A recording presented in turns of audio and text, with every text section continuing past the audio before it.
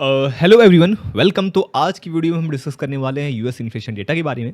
साथ ही साथ डिस्कस करेंगे कि इसका इम्पैक्ट हमारे मार्केट पे क्या चल सकता है, क्या निफ्टी का सपोर्ट है, क्या इसके रेजिस्टेंस है और क्या टारगेट हो सकते हैं। तो चैनल पर नए हैं तो चैनल को सब्सक्राइब कर लीजिएगा, वीडियो को लाइक कर लीजिएगा। तो आपके सामने है यूएस इन्फ्लेशन डेटा का चार्ट। देखा जाए लास्ट 10 ईयर का चार्ट है। यूएस में सबसे लो इन्फ्लेशन कब था? यह था आपका मई 2020 में। उस समय क्या था? 0.1 का इन्फ्लेशन था।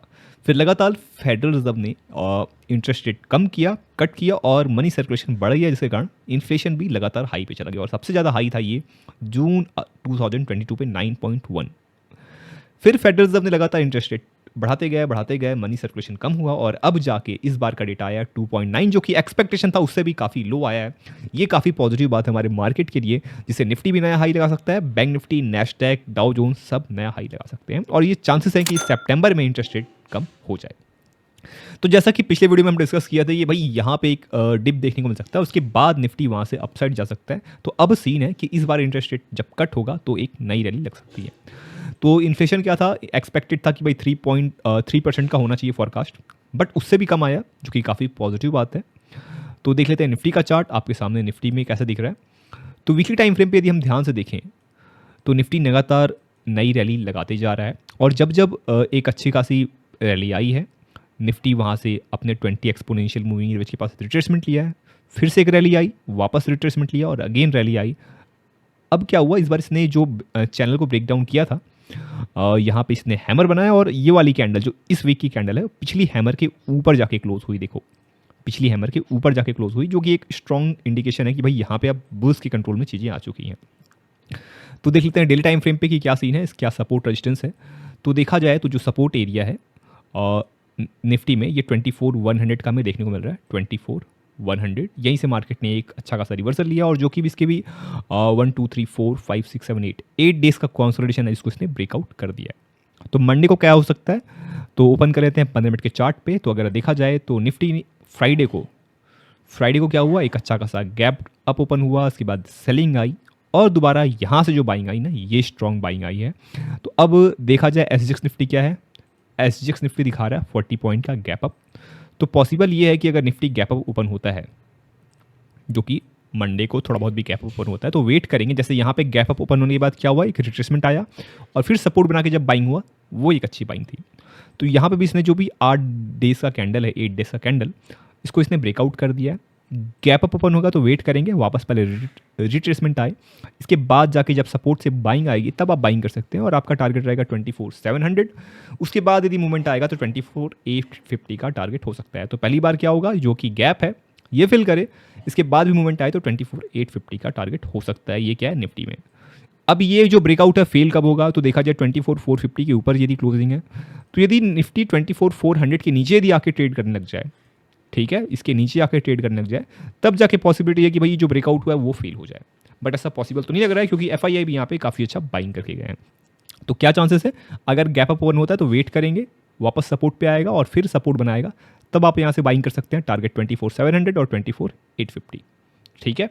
या फिर गैप अप खुल के साइडवेज रेंज बनाए और फिर यदि ब्रेकआउट करे, तब आप लो का स्टॉप लॉस डाल के यहाँ पे ट्राई कर सकते हैं अपसाइड का सीन। तो ये था आपका निफ्टी का। बात कर लेते हैं बैंक निफ्टी का। तो आपके सामने बैंक निफ्टी का चार्ट, एक बार इसको देख लेते हैं वीकली टाइम फ्रेम पे कि आपको आइडिया लग जाए।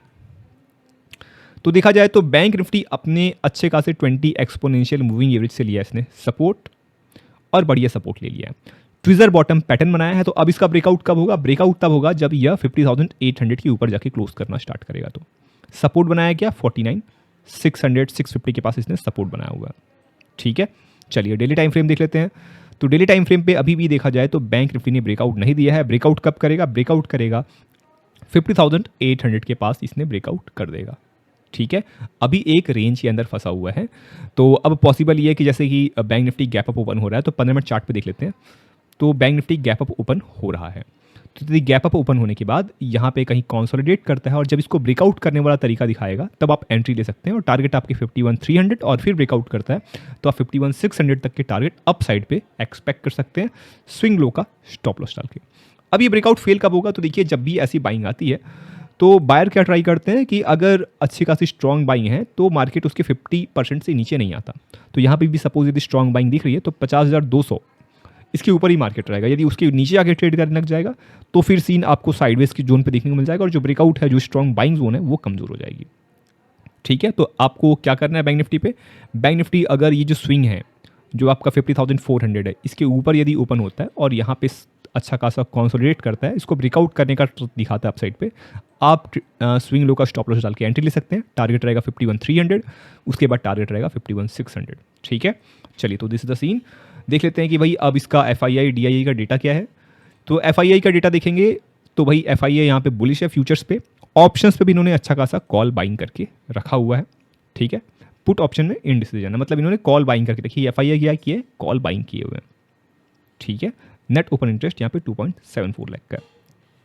बात करते हैं प्रोस की, तो प्रोस ने भी अच्छा खासा ऑप्शंस पे कॉल ऑप्शन बाइंग करके रखा है और इन्होंने पुट सेल करके भी रखा हुआ है, मतलब प्रोस भी यहाँ पे अच्छे खासी बुलिश है।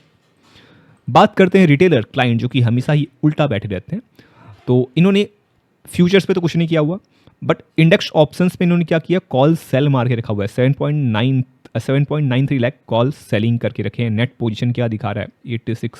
अभी इन्होंने कॉल सेलिंग मार के रखी हुई है, इन्होंने पुट बाइंग करके रखा हुआ है और कॉल सेल करके रखा हुआ है। तो यहाँ पे क्लाइंट जो है ये भी रिच है, प्रोज और FI यहाँ पे पॉजिटिव है, तो ये सीन है मार्केट का, तो पॉसिबल है। तो चैनल पर नए हैं तो चैनल को सब्सक्राइब कर लीजिएगा, वीडियो को लाइक कर लीजिएगा और डिस्क्रिप्शन पे टेलीग्राम का लिंक दिया है, वहाँ से आप ज्वाइन कर सकते हैं, जहाँ पे आपको बहुत सारे अपडेट मिल जाएंगे। ठीक है, थैंक यू वेरी मच।